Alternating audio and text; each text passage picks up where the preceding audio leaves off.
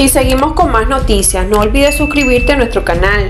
Los médicos aseguran que están recibiendo golpes y amenazas por parte de familiares de pacientes, sobre todo en casos atendidos en cuerpo de guardia del hospital provincial. Aumentan reportes de agresiones a médicos en Guantánamo. El periodista oficial Miguel Reyes Mendoza, conocido en las redes sociales de cubanos como Miguel Noticia, denunció en Facebook un presunto incremento de ataques a los médicos en Guantánamo. En su mensaje relata que los supuestos casos de ataques violentos se han cometido dentro de los propios centros de salud pública, sobre todo en la zona del cuerpo donde guardia el Hospital General Docente Agustino Neto. Los incidentes los provocan familiares de accidentados, de heridos, de pacientes con alguna lesión o patología que llegan para ser atendidos en el centro de salud. Se ha hecho habitual que agreden a los médicos, ya sea con algún arma blanca o con los puños, simplemente porque quieren resolver problemas que debieron prever con antelación. ¿Qué culpa tienen los médicos de los accidentes o trifulcas callejeras?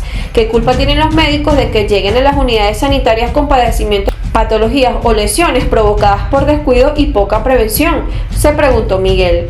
El periodista asegura que ha recibido reportes de ataques a médicos de distintas especialidades, ya sean cirujanos, ortopédicos, oftalmólogos, pediatras, cardiólogos, enfermeras y personal de asistencia. En un contexto donde aumentan las necesidades y la precariedad pululan, las malas praxis, donde quizás la premura dependía de recursos y diagnósticos previos y exhaustivos, golpear a un médico, dice, las miserias humanas, habla de la precariedad educacional de quienes llevan a cabo tales actos, comentó. En el hospital hay una unidad de la Policía Nacional Revolucionaria, PNR, pero en criterio de Miguel, las medidas de seguridad para el personal de salud tienen que ser más protectoras de quienes padeciendo las mismas necesidades y problemas que todos salvan vidas y devuelven esperanzas.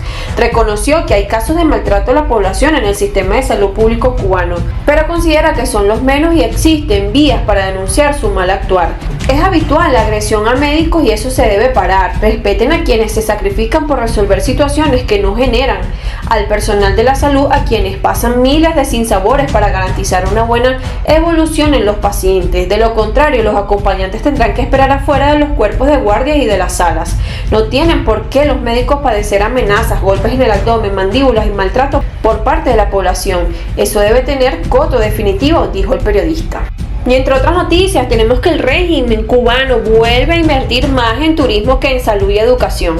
El régimen en 2023 volvió a invertir más en desarrollo del turismo en Cuba que en infraestructura de salud y educación, una práctica que se ha hecho habitual, sin que parezca importarles el efecto que deja en la calidad de vida de los cubanos. La Oficina Nacional de Estadística e Información, ONEI, publicó los datos oficiales del 2023 donde se demuestra cómo el Estado sigue apostando por el turismo a pesar de la crisis en la salud que existe, que afecta directamente a las personas y de las carencias en el sector de la educación, donde los niños no tienen ni libretas suficientes para estudiar.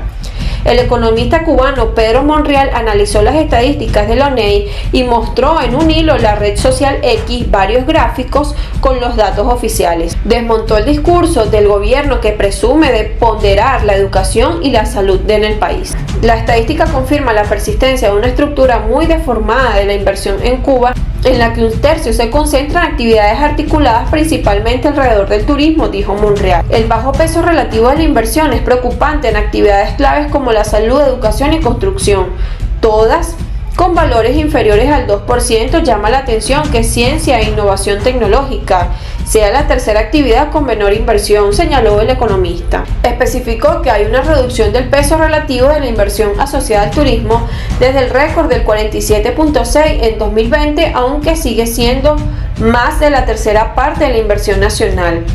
La inversión agropecuaria se mantuvo estancada en un nivel que es 11 veces inferior al peso relativo de la inversión asociada al turismo, a pesar de la crítica situación de seguridad alimentaria en el país. Esta semana el canciller cubano Bruno Rodríguez dijo que la educación es prioridad del gobierno y que se ofrece este servicio de modo gratuito a la población. Sin embargo, con una inversión de apenas un 2%, no es difícil entender por qué los niños cubanos no tienen ni lápices para tomar los apuntes en las clases y las escuelas están visiblemente deterioradas. La situación de los hospitales es cada vez más crítica, los médicos no tienen recursos suficientes para dar un servicio de calidad, los equipos técnicos están rotos, no hay instrumental para la cirugía, no hay medicamentos en la farmacia, pero los hoteles están apareciendo en el país por doquier. El empuje del sector turístico deja a los cubanos sorprendidos por su falta de sentido, ya que según los propios datos del gobierno, la ocupación media hotelera en el país es extremadamente baja. En el primer semestre de 2023 se estima que 7 de cada 10 habitaciones estaban vacías.